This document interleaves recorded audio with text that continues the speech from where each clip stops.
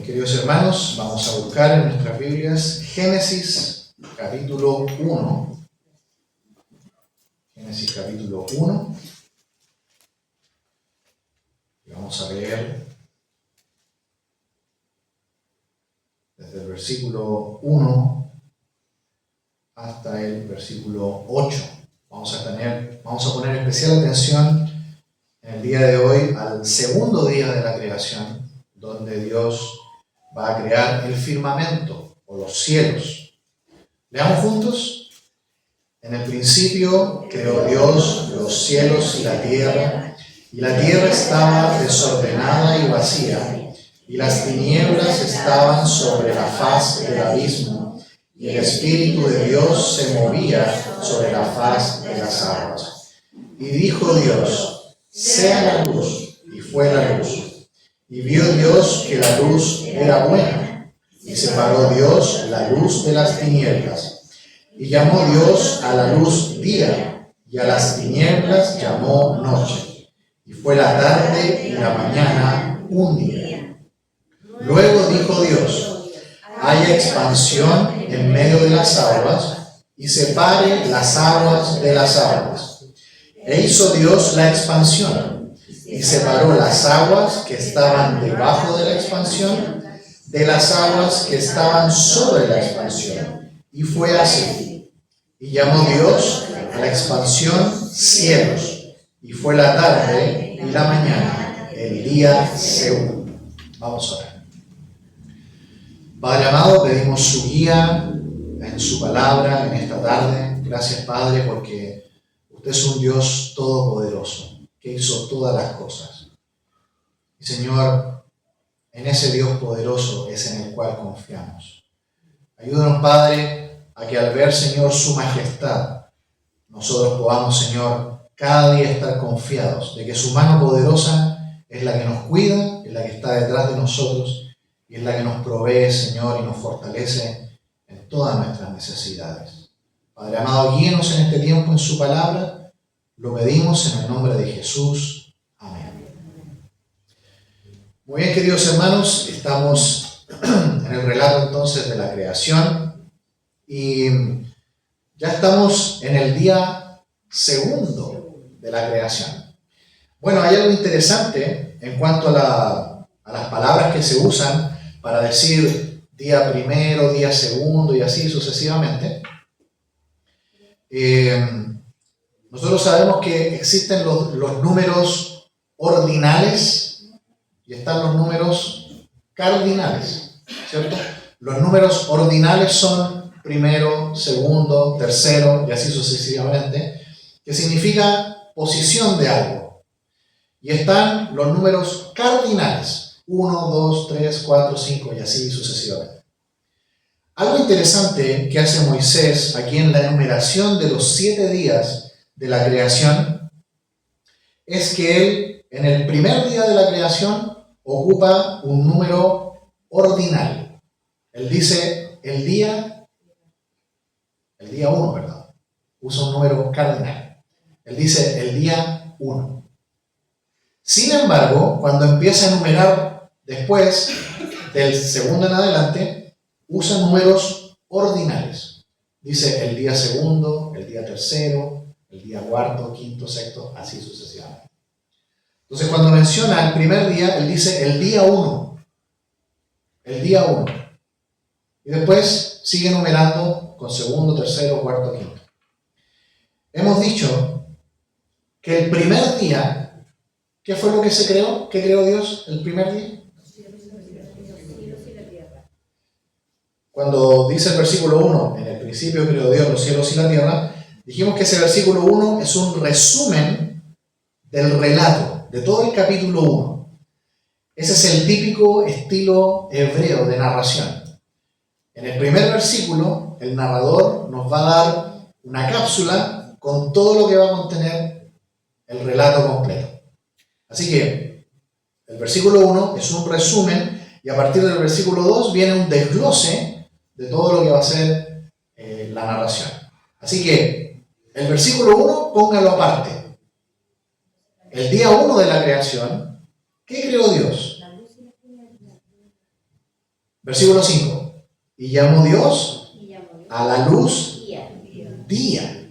Es decir, en el primer día de la creación, Dios creó la luz y a la luz le llamó día. Dijimos que este día es un día eterno, es un día que siempre ha estado, porque Dios es luz, ¿cierto? Primera de Juan 1:5 dice, Dios es luz y ningunas tinieblas hay en él. Lo que hizo Dios en el primer día fue manifestar su luz, ¿cierto? Porque la luz de Dios muestra su gloria, su poder y la capacidad de dar vida. Recordemos que el apóstol Juan también en su evangelio, en el primer capítulo, él dice que por él todo lo que ha sido hecho fue hecho, ¿cierto? En él estaba la vida, ¿cierto?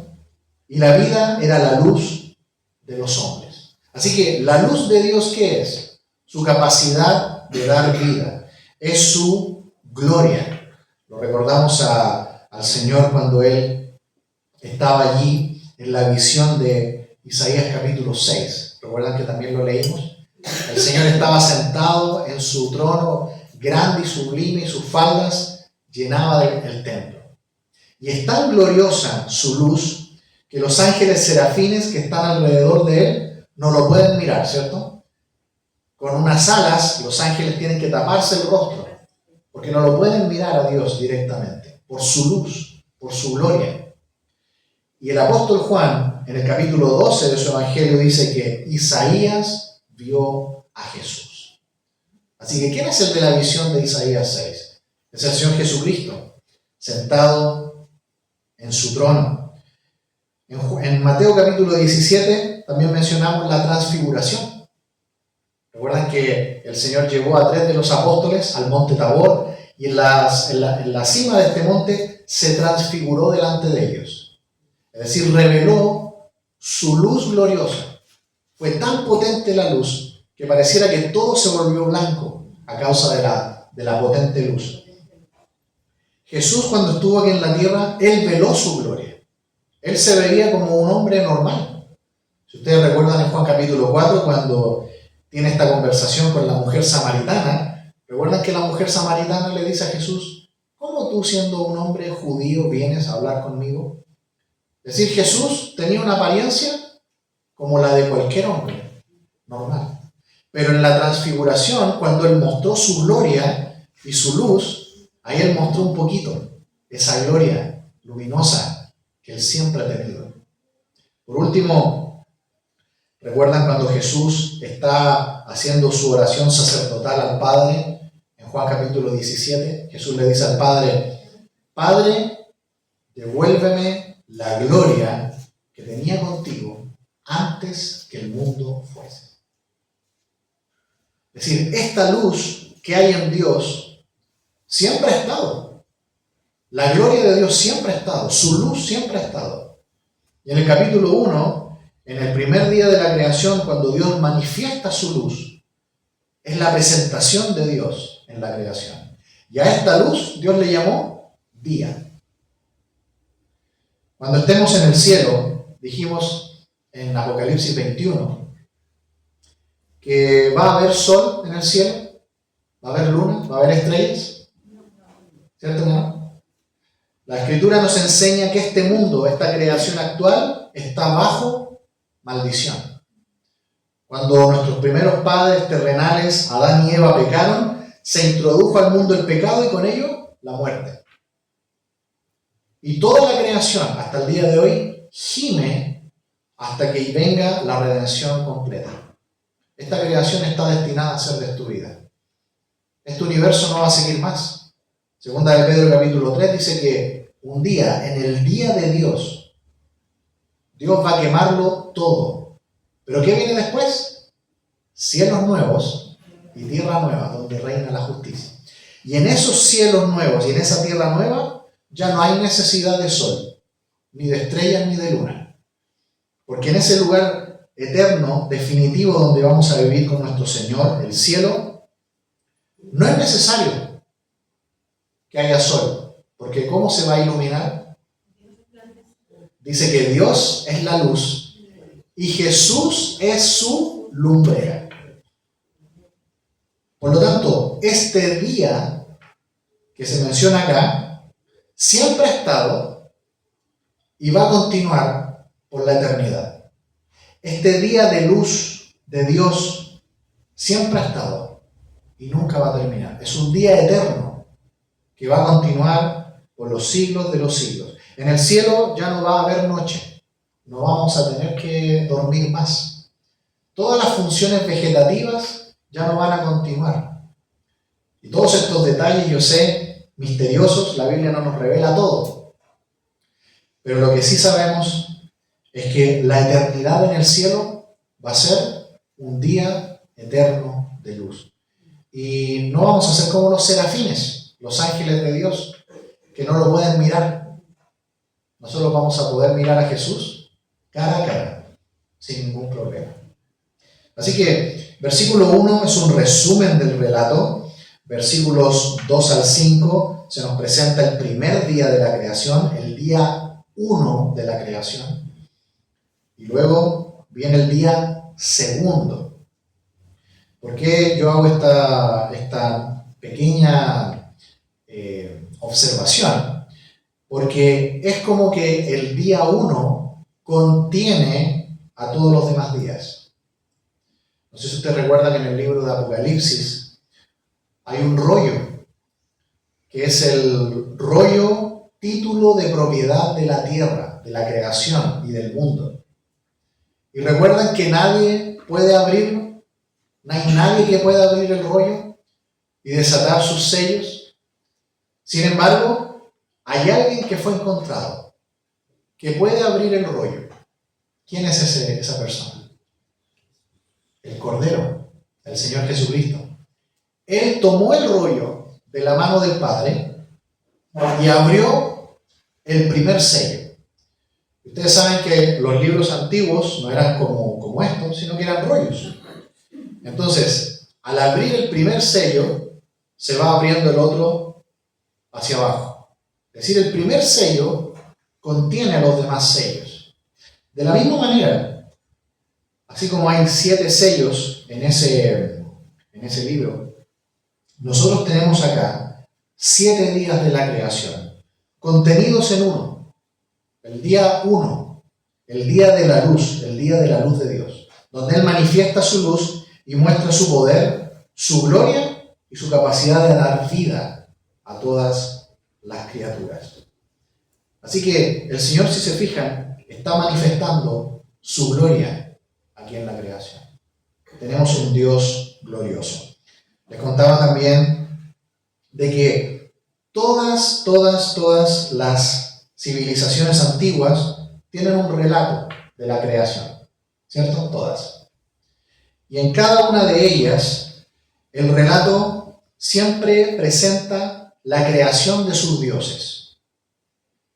Es decir, no son dioses eternos, son dioses que surgieron de alguna manera, fueron creados. A eso se le llama teogonía, la creación de sus dioses. Y luego de que aparecen sus dioses, viene una creación del universo y del mundo, una cosmogonía. Pero cuando nosotros leemos en Génesis, encontramos algo único y totalmente distinto. ¿Se dice que Dios tiene origen, que fue creado? ¿No es cierto? Cuando escribe Moisés el relato de la creación, él da por hecho que Dios está y que es un ser eterno, que no tiene origen, que no ha sido creado. Dios no tiene origen, porque Él es eterno. Y tampoco tiene que luchar con nadie para crear el mundo. En todos los relatos antiguos, de Egipto, de Mesopotamia, de Grecia, de quien usted quiera, siempre los dioses tienen un origen y son creados. Y cuando aparecen, tienen que luchar normalmente con un monstruo, lo matan y con el cadáver de este monstruo que han vencido, crean el mundo. La más famosa de todas es la historia de Mesopotamia. Marduk, que pelea con el monstruo Tiamat, que es como un dragón, una serpiente. la mata, y es un relato bastante fuerte, dice que la corta en dos, y a partir del cadáver de este cuerpo muerto, de este monstruo, crea el mundo. Cuando nosotros leemos en Génesis no encontramos nada de eso. Dios no tiene origen, es eterno y no tiene rival, no tiene que luchar con nadie para crear el mundo. Dios solamente con su voz crea el mundo. No tiene que pelear con nadie. Nadie es su rival. Dios solamente habla y el mundo es creado. Dijimos también que la expresión de Dios sea la luz. Y todas las veces que Dios dice que algo sea creado, Él está usando una forma verbal que es muy suave. Quizás es una explicación un poquito técnica, como ya las hemos dicho, pero yo creo que vale la pena considerarla. El yusivo en hebreo es una forma que no es un imperativo. ¿Se ha fijado que cuando nosotros queremos dar una orden, queremos que algo se haga, damos una orden, ¿cierto? Usamos un verbo en modo imperativo, ¿cierto? Para dar una orden. Dios cuando crea solamente expresa un deseo. No usa un imperativo. Simplemente dice, quiero que esto ocurra. Y las cosas se hacen. Solamente con el poder de su voz. Hermanos, no tenemos un Dios majestuoso, todopoderoso, grande y que no hay otro. Y se nos presenta a Dios como Elohim. Esa es la palabra hebrea para Dios, Elohim. ¿Y sabe qué significa Elohim? Significa fuerte, significa poderoso. Y ese es el Dios que vemos a lo largo de todo el capítulo 1 de Génesis, creando el mundo. Hemos dicho que el capítulo 1 es un relato que se centra mucho en el universo completo, porque no solamente menciona la Tierra, también menciona el espacio, la luna, ¿cierto? El sol y las estrellas. Es un relato cosmológico. Nos presenta la creación de todo el universo, de todo el cosmos. Pero mire el capítulo 2, fíjense que hay un pequeño cambio. En el capítulo 2 hay un segundo relato de la creación, y esta vez no es solamente Dios. Fíjese el versículo 4, dice, estos son los orígenes de los cielos y de la tierra, cuando fueron creados, el día que Jehová Dios hizo la tierra y los cielos. ¿Se fijan que ahora hay un cambio? Ahora no es solamente Dios, ahora se llama Jehová Dios. Dios no se llama Dios. ¿Ya? Dios es un título, es como hombre o mujer, ¿cierto? Yo soy un hombre, pero yo no me llamo hombre, ¿cierto? Eso es lo que soy. Pero cada uno de nosotros tiene un nombre propio. ¿Cuál es el nombre propio de Dios? El nombre sagrado de Dios. Aquí aparece, ¿cierto? Jehová. Que más probablemente es Yahvé o Yahvé.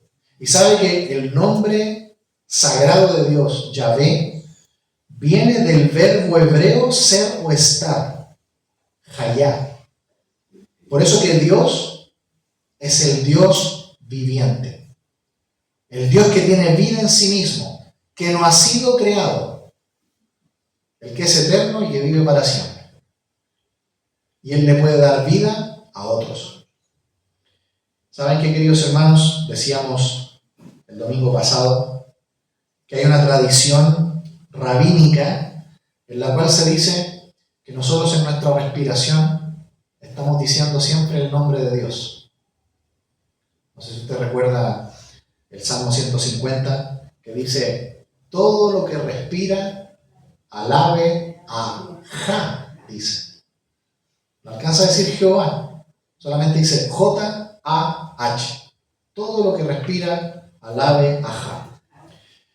Ese Ja realmente se pronuncia Ya, como aleluya. ¿Qué significa aleluya? Alelú significa alaben o ustedes alaben. Y Ya o Ja es el nombre de Dios, pero su forma corta. Yahvé o simplemente Ya. Y ese Ya, hay una tradición rabínica que dice que esa es nuestra exhalación cuando nosotros respiramos. Cuando nosotros respiramos y exhalamos, ¿cierto? Hacemos esa respiración, es el nombre de Dios.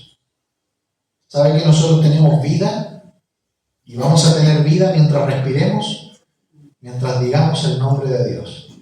Y el día que lo dejemos de decir es cuando Él ha quitado nuestra vida, pero para darnos otra, ¿cierto? Eterna y espiritual.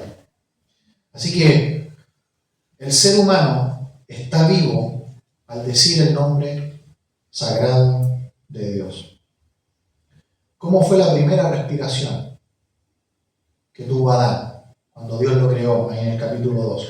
Cuando tuvo su primer aliento de vida. ¿Cómo fue? ¿Cómo recibió ese aire? ¿De dónde vino?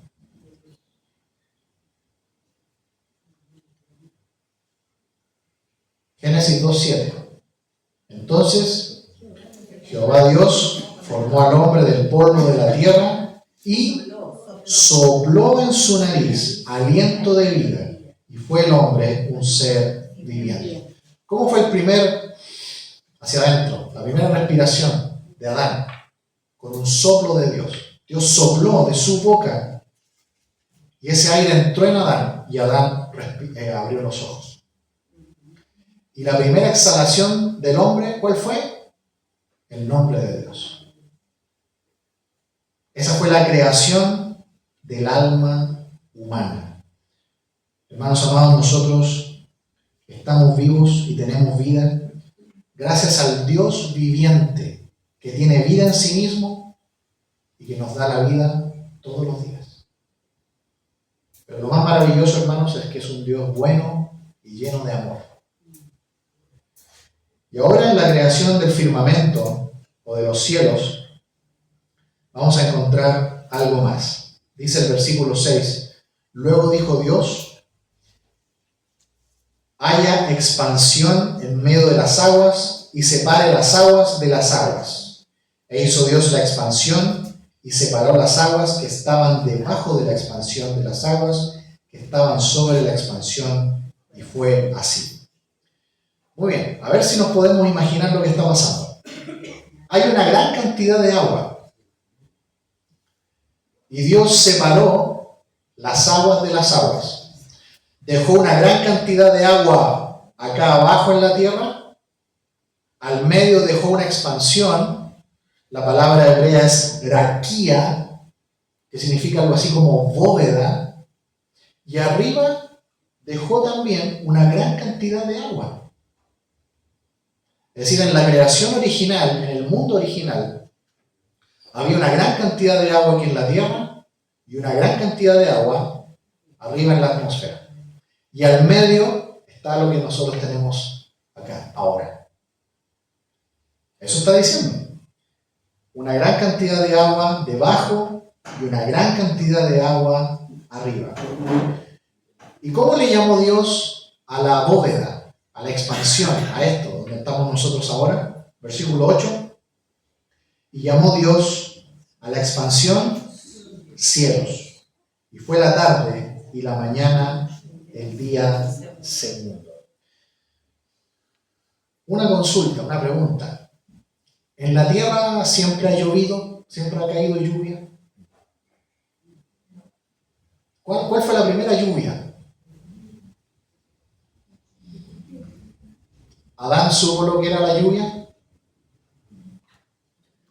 ¿Sabe que la Escritura nos dice que la tierra siempre se regaba con un rocío, nada más, que caía? ¿Cuál fue la primera lluvia? El diluvio universal, con Noé y el arca. Hasta ese momento, la tierra no recibía lluvia como la que nosotros conocemos. Solamente un rocío regaba la tierra. La primera lluvia cayó con Noé. ¿Y cuánta lluvia fue? Dice la Escritura que se abrieron las cataratas de los cielos y toda esa agua que estaba acá, puesta arriba, cayó a la tierra. Y por eso es que toda la tierra quedó tapada de agua. Es decir, durante un tiempo, la tierra estaba rodeada, por lo que vemos acá, de una gran cantidad de agua. Pero un día, en el diluvio universal, toda esa agua cayó a la tierra y tapó toda la tierra. Esta es una de las posibles explicaciones de por qué las personas vivían tantos años. Miren, avancemos un poco a Génesis capítulo 5. Y alguien pueda leer Génesis 5:5. Y fueron todos los días y vivió Adán 930 años y murió. ¿Cuántos años vivió Adán? 930 años. 930 años. Y hay un hombre que vivió más tiempo. ¿Cuál fue? ¿Dónde está la edad de Matusalén? A ver quien lo encuentre. Está en el capítulo 5 también de Génesis. El que lo encuentre, léalo por favor. Fue más que Adán. 187. 187 años. 800. Fue más. Dice, y fueron los días de Matusalén 895 años. Murió. Ese fue un cumpleaños de Matusalén, pero cumplió más años. 969 años. Ahí está. ¿Cuál versículo, hermana Rebeca? Es el 27, ¿sí? Versículo 27. Ahí está. Porque tiene que decir que muere. Entonces, el hombre más viejo de toda la historia fue Matusalén. Alcanzó a vivir 969 años. ¿Por qué la gente vivía tanto hasta el momento del diluvio? Y después Moisés dejó escrito el Salmo 90 diciendo que la edad máxima, ¿cuál va a ser? 70 son, 80 los fuertes, lo más fuerte. 70 son los más fuertes. Salmo 90. Ahí se establece la edad, ¿no? Después del diluvio, ya la gente nunca más vivió esa cantidad de años. Salmo 90.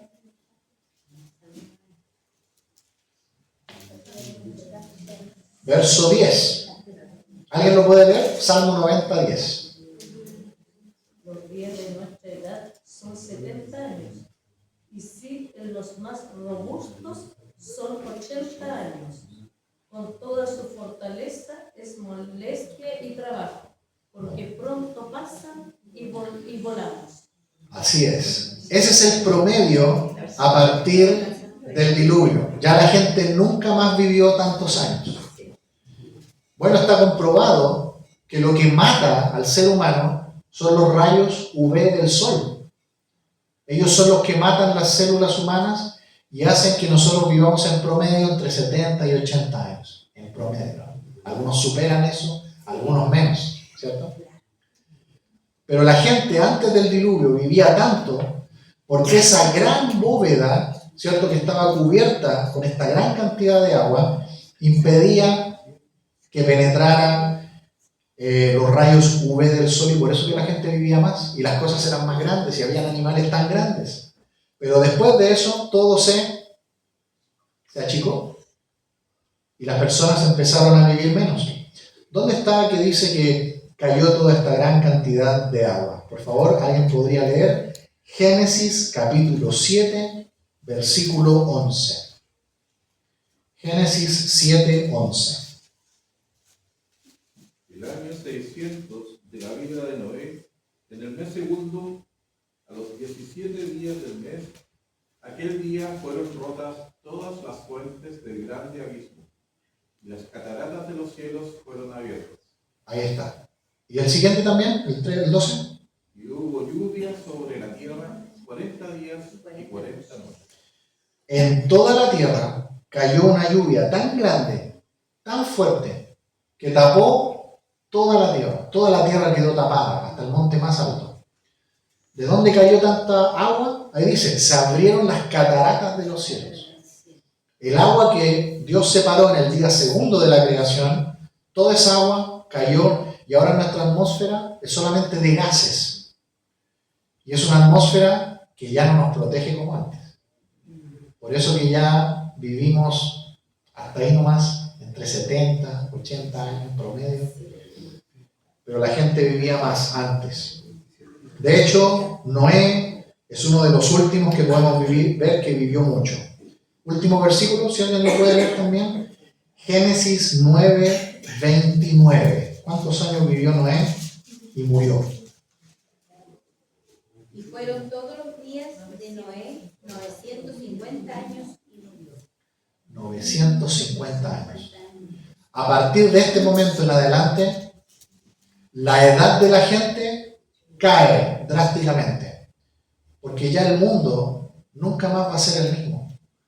Esta creación bajo maldición que ahora produce espinas y cardos, que está destinada a la destrucción, ya nunca más va a ser la misma. Por eso que Dios la tiene que hacer de nuevo y va a tener que hacer una creación todo de nuevo. Por eso que Juan parte igual que Génesis, ¿cierto? ¿Cómo parte Juan 1:1? En el principio, en el verbo, y el verbo estaba con Dios y el verbo era Dios. ¿Quién es ese verbo? El Señor Jesús, ¿cierto? Porque Juan 1:14 dice, y aquel verbo fue hecho carne y habitó entre nosotros. Y vimos su gloria, gloria como del unigénito del Padre, lleno de gracia y de verdad. Dios va a hacer una creación nueva, pero la creación nueva parte desde el corazón humano. Cuando una persona se convierte a Cristo, ahí empieza la creación nueva que viene muy pronto a este mundo. Y va a terminar con la creación también física de un mundo nuevo, del cielo donde vamos a vivir por siempre con nuestro Señor Jesús. Así que este cielo, esta expansión, incluye también los demás cielos. Recordemos que en la tradición de los rabinos piensan que hay 7 cielos. En el judaísmo eso se cree. Pero preguntémosle a alguien que sabe realmente cuántos cielos hay. ¿Alguien estuvo en el cielo con Dios? Segunda de Corintios 12, Pablo nos dice cuántos cielos hay. ¿Alguien recuerda? Ahí está, Segunda de Corintios 12. ¿Pablo estuvo dónde? Segunda de Corintios 12. Porque nuestra gloria es esta, el testimonio de nuestra conciencia es. Segunda de Corintios 12, versículo 2. ¿Cuántos cielos hay?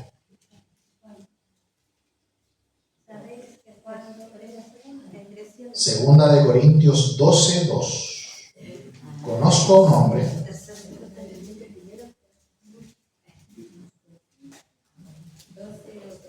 12:2. Conozco a un hombre en Cristo que hace 14 años. Si en el cuerpo no lo sé, si fuera del cuerpo no lo sé, Dios lo sabe. Fue arrebatado hasta el tercer cielo. Al tercer cielo. Entonces, ¿cuántos cielos hay? 3. Solo 3. Solo 3. Este, donde nosotros estamos ahora, ¿cierto? Donde estamos ahora parados, donde vuelan las aves. Luego viene un segundo cielo, que es donde está el sol, las estrellas, los planetas. Y después viene un tercero, que es donde está Dios. Bueno, podríamos decir que la creación de Génesis 1, en el segundo día, cuando Dios crea el firmamento, incluye el primero y el segundo, ¿cierto? Incluye aquí donde estamos nosotros ahora y donde vuelan las aves y donde están las nubes.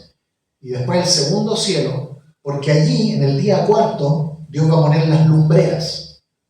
Va a poner los planetas, el sol y la luna. Terminemos, queridos hermanos, con el Salmo 19. Salmo 19, por favor. y versículo 1. Bien conocido, pero nos va a reforzar cuál es el propósito de los cielos.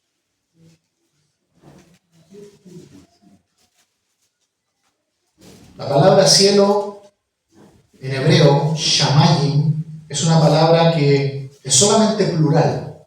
No hay cómo decir cielo en hebreo, así en singular. Solamente cielos, ¿no? Pero según el contexto, se podría decir un cielo o un segundo cielo. Por eso que usted siempre en la Biblia va a encontrar cielos, así, en plural. ¿Cómo son los cielos? Leámoslo juntos. Salmo 19, versículo 1. Los cielos cuentan la gloria de Dios y el firmamento anuncia la obra de sus manos. Muy bien, queridos hermanos, ¿por qué Dios entonces ahora en el segundo día pone atención en los cielos, en el firmamento? Porque Dios quiere que nosotros miremos ¿a dónde? Al cielo. No pongamos la mirada solamente en la tierra, sino miremos al cielo. Porque el cielo, ¿qué cuenta? La gloria de Dios y la obra de sus manos. Así que siempre que miremos para arriba, pensemos en la grandeza y en la gloria extraordinaria de nuestro buen Dios. Y alabémosle cada día por lo bueno y amoroso que es Él. Y contémosle a otros del Dios tan grandioso y maravilloso que tenemos. Oremos. Padre amado, gracias por este tiempo en su palabra. Le agradecemos, Señor, por la gran bendición que tenemos de conocer cada día más acerca de su gloria, de su grandeza. Ayúdenos, Señor, también a contarle a otros de nuestro Dios tan maravilloso que tenemos y de nuestro Salvador, nuestro Señor Jesucristo, que es la imagen visible suya, Padre, gloriosa, llena de amor, de salvación, de perdón de pecados. Gracias, Padre, por este tiempo en su palabra y ayúdanos a seguir meditando en la semana en ella. Lo pedimos, Padre, todo en el nombre de Jesús. Amén.